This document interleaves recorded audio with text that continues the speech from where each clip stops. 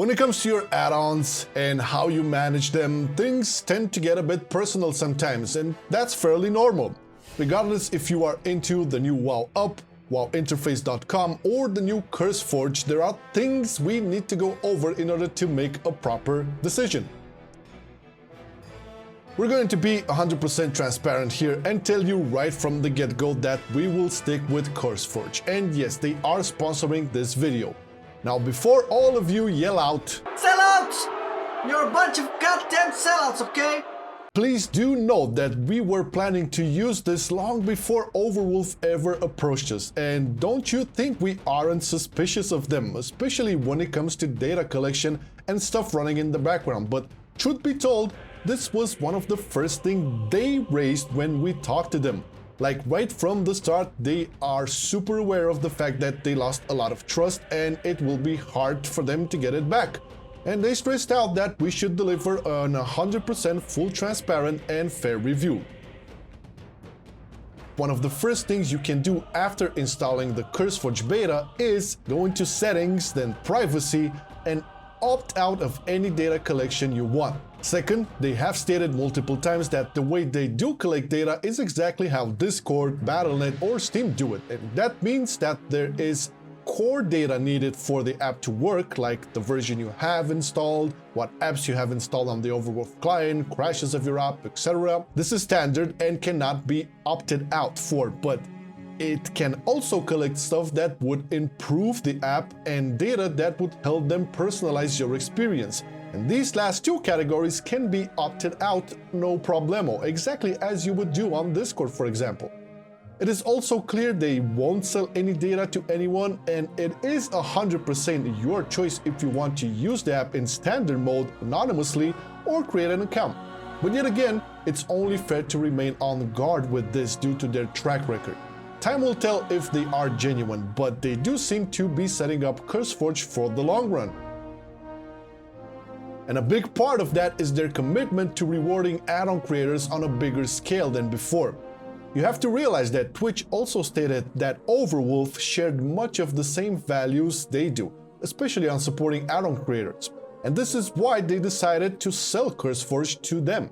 Add-on devs will take 70% of subscriptions and ad revenue, which can be a hot topic, but just take a look at the app. The ads will be placed in a non-intrusive manner and they will be muted videos or animations. If you really feel annoyed by that, there will be a subscription of $2.99 to remove those.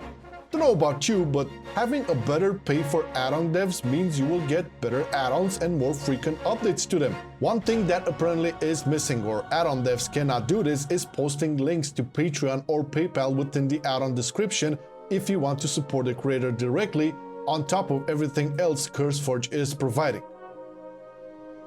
Alright, now onto the app itself. Now, on a first look, it is very similar to the Twitch version, which is a good thing, as familiarity will simplify things. I mean, who really wants to learn a new app right after getting used to this for so many years? There are still the most popular add-ons recommended here, which, in all fairness, they should definitely make it so that if you already have one of these popular add-ons here, to not show up to you. Like, for instance, Radar.io. I already have it. I don't need an app to recommend that to me.